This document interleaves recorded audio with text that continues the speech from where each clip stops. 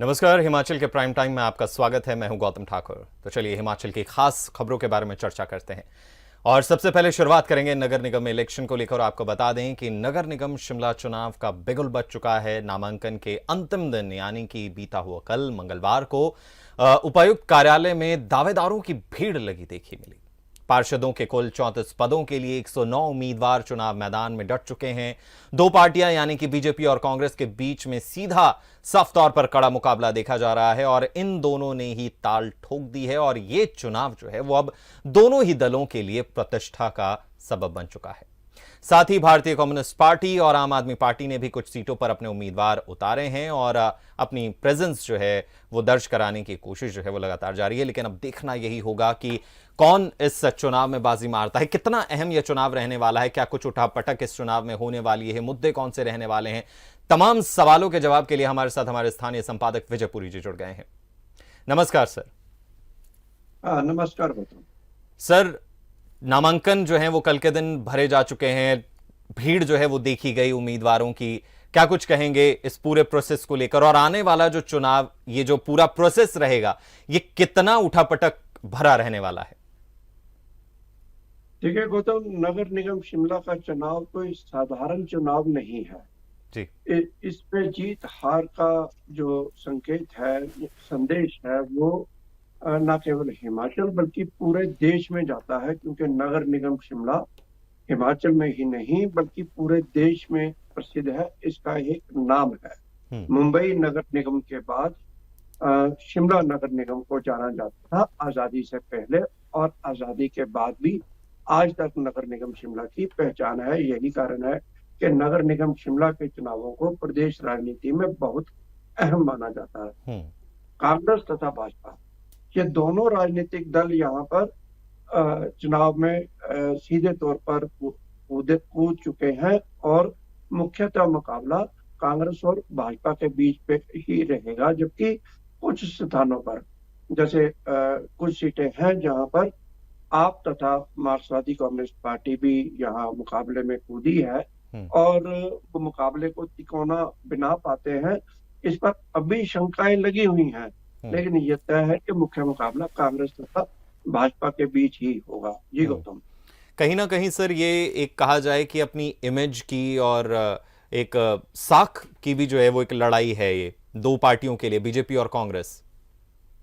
जी गौतम, साख तो प्रतिष्ठा दोनों पार्टियों की ही लगी हुई है दांव पर, और आने वाले समय में दोनों ही पार्टी के दिग्गज नेता, मुख्यमंत्री सुखविंदर सिंह सुक्खू सहित पूर्व मुख्यमंत्री जयराम ठाकुर, यहाँ तक कि इन चुनावों में मैंने देखा है कि केंद्र से भी नेता आते हैं, राष्ट्रीय स्तर पर भी के नेता भी नगर निगम शिमला के चुनाव प्रचार के लिए शिमला आते रहे हैं। और यह उम्मीद की जा रही है कि राष्ट्रीय स्तर के नेता भी शिमला आएंगे।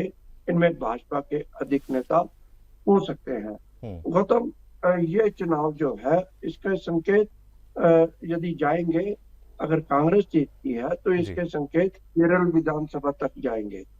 केरल विधानसभा चुनावों को लेकर भी इसके संकेत जाएंगे, और यदि बीजेपी जीतती है तो इसके संकेत भी वहां पर जाएंगे। इसमें कोई शंका नहीं है। यहाँ मैं ये भी कहना चाहूंगा कि हिमाचल के नगर निगम के चुनाव जो है वो आने वाले समय में इसका प्रभाव जो है वो लोकसभा चुनावों पर भी पड़ेगा। जी गौतम। यानी कि लोकसभा के जो चुनाव होने वाले हैं उसका बेनिफिट जो है वो इन चुनावों से भी तय होगा कि कौन सी पार्टी उसका फायदा उठाएगी।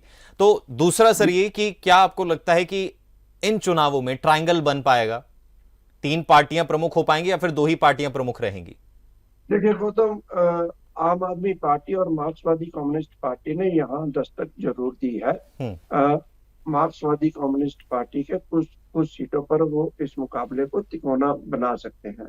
जहां तक आम आदमी पार्टी है, उसने अपने प्रत्याशी उतारे जरूर है, लेकिन मुझे नहीं लगता कि वो मुकाबले को किसी भी स्थान पर तिकोना बनाएंगे। हाँ, आम आदमी पार्टी के राष्ट्रीय नेतृत्व को ये उम्मीद जरूर होगी कि यदि नगर निगम शिमला की एक भी सीट वो जीत जाते हैं तो ये उनके लिए बड़ी उपलब्धि होगी। इसका संकेत देश भर में जाएगा कि नगर निगम शिमला के माध्यम से आम आदमी पार्टी ने हिमाचल प्रदेश में भी अपनी जड़ें जमाने आरंभ कर दी हैं।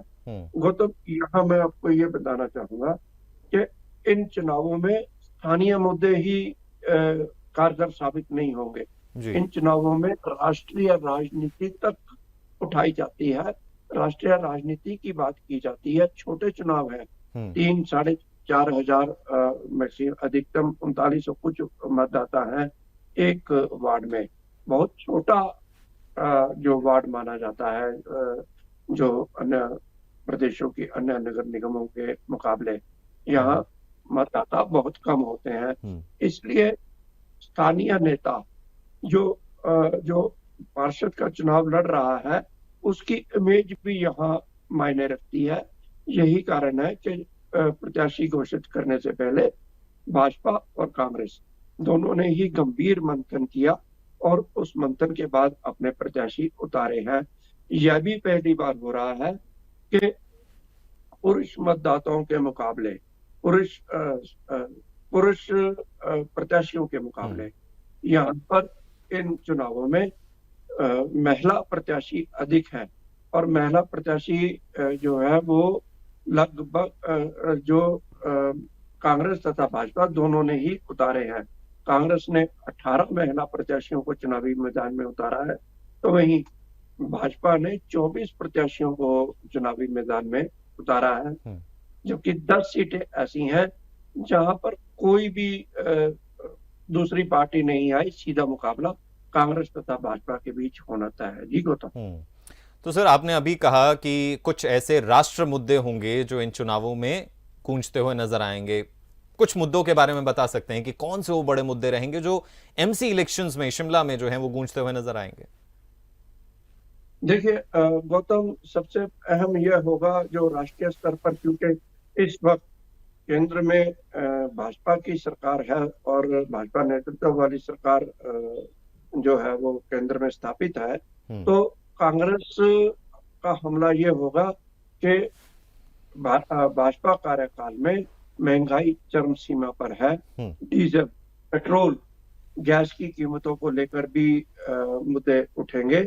इतना ही नहीं, अडानी का मुद्दा भी इन चुनावों में कांग्रेस जरूर उठाएगी, ऐसा तय माना जा रहा है। दूसरी तरफ भाजपा के प्रत्याशी और भाजपा के राष्ट्रीय नेता या प्रादेशिक नेता अपने केंद्रीय नेतृत्व के अच्छे कामों का उदाहरण इन चुनावों में पेश करेंगे और प्रधानमंत्री श्री नरेंद्र मोदी के समर्थन में अपने वोट मांगेंगे। जी बहुत शुक्रिया सर तमाम जानकारी के लिए। तो अब देखना यही होगा कि इन चुनावों में होता क्या है, क्योंकि मुद्दे ना सिर्फ जमीनी स्तर के बल्कि राष्ट्र स्तर के भी मुद्दे इस चुनाव में जो हैं वो गूंजते हुए नजर आएंगे। और देखना यही होगा कि नगर निगम शिमला के चुनावों में जनता किस पार्टी पर भरोसा जताती है और किस पार्टी को नगर निगम का जो दायित्व है, जो कहा जाए कि इस रथ की बागडोर है, वो सौंपती है।